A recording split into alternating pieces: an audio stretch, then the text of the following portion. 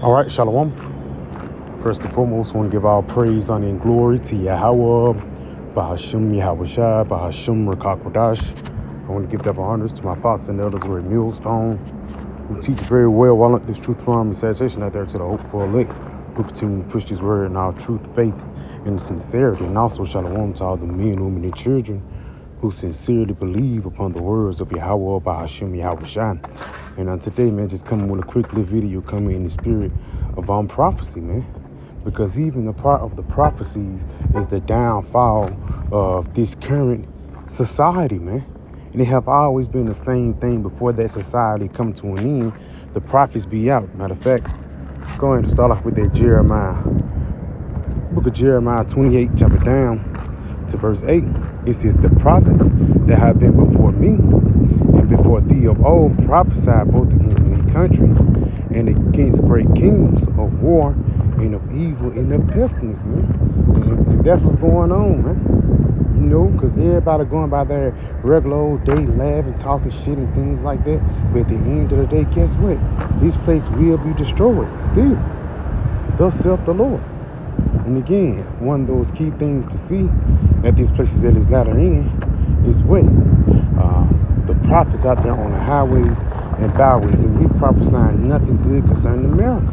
Read this again. It says, the prophets that have been before me and before thee of old prophesied both against many countries and great kingdoms of war and of evil and of pestilence.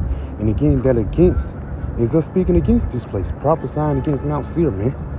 We're not prophesying against Iran or this, that, and the third. No, we're prophesying against this beast system as a whole. Let's continuing on. Go back into this article. It says America is the last global superpower, and it is. It's not like America going to continue to prosper, or it's going to continue to have a very prosperous way, and they're just going to be in rulership forever. No, it tells you in the article, it is the last global superpower. Why? Because the next superpower up is going to be the kingdom of heaven, man, the kingdom of Yasharallah. You know? Go ahead and read a little bit more. It says the peacetime, let me jump down because it's basically the guy saying how they established that global power. Basically through what? Bombing people, you know. It's the peacetime that followed the devastation of the two cities and killing at least 100,000 Japanese civilians, and them would for the next 46 years be stoked by what came to be known as the Cold War. In it, a nuclear-armed America and soon-to-be nuclear-armed Soviet Union, as well as its coming, the term of the time allies faced against each other globally. Estimates done for the Joint Chief of Staff in 1961 suggested that the full-scale U.S. nuclear attack on the Soviet Union and Communist China would then have killed between 200 million and 600 million. Both sides would rush to create vast nuclear arsenals able not just to obliterate the U.S. and Soviet Union, but the planet itself, because that's what's going to be the stamp of the end of this current kingdom. That stamp is going to come in the form of nuclear warfare, and that's why they say, that's why it's the talk. And none like never before have this nuclear arsenal or this weapon have been pushed forth. In the ancient time, in the Romans, they had the iron, bronze, and all these different type of weaponries, the cavalry. All those things is not compared to a tank. It's not compared to an AR-15, and ultimately it's not compared to a missile, man. And that's going to be the stamp that's going to make sure America be the last kingdom. Because after this society, what's going to happen? None of these nations will know nuclear war anymore. You know, because kingdoms rise and fall, but the kingdom of heaven is going to be everlasting. Let's get this real quick. This is the book of Isaiah 2, and I'm going to start at verse 3. Because we going to come in the state of righteousness. It says, and many people shall go and say, come, and let us go up into the mountain of the Lord, Yahweh Ba'ashim Yahushua, to the house of the power of Jacob.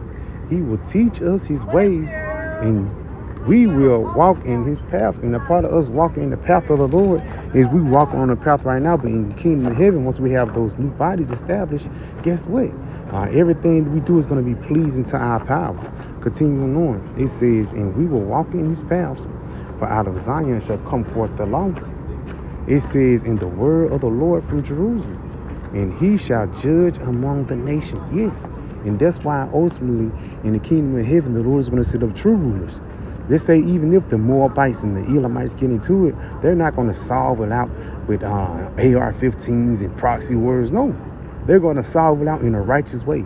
Continuing on, it says, "And shall rebuke many people, and they shall beat their plowshares, and they shall beat their swords into plowshares, and their spears into pruning hooks. Nation shall not lift up sword against his nation, neither shall they learn war anymore." And this is the last time war is going to be relevant upon the planet Earth.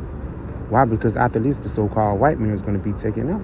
Because as soon as he came into power, the way he established himself, like it says, it quoted the peacetime. That peacetime started off with you bombing people. And this side, this devil always established his rulership.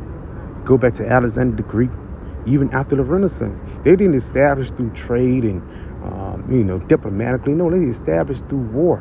This is the book of Revelation 6 and 4. And they went out and know the words that was read, and power was given to him that sat thereon to take peace from the earth.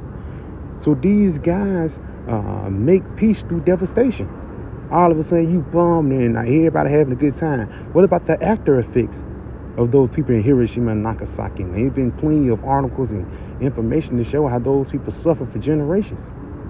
And you think the Lord is not going to let you pay for that? No, man. Judgment shall come. It says, in that they should kill one another, and there was given unto him a great sword. That great sword come in the form of those ICBM nuclear missiles, that nuclear arsenal, man. Let's read a little bit more. Two of the countries waging war at this moment, Russia and Israel, are nuclear powers, and today, more than 78 years after those atomic bombs were dropped on Hiroshima and Nagasaki, with perhaps 1,700 nuclear weapons deployed, most of them staggeringly more powerful than those first atomic bombs. The U.S. is in the midst of a multi-decade modernization of its nuclear arsenal to a tune of at least 1.5 trillion and possibly far more. And why is they investing all this money into it if they're not going to use it, man? They invest all this money into it because they know this is they're going to try to use to hold on to their kingdom. Continuing on, and all in all, consider that quite an inheritance from that child of mine. We kids grew up then amid what is called a victory culture, and what a politely devastating culture that proved to be. Doesn't that very thought of it leave you with the urge to dive under the nearest desk?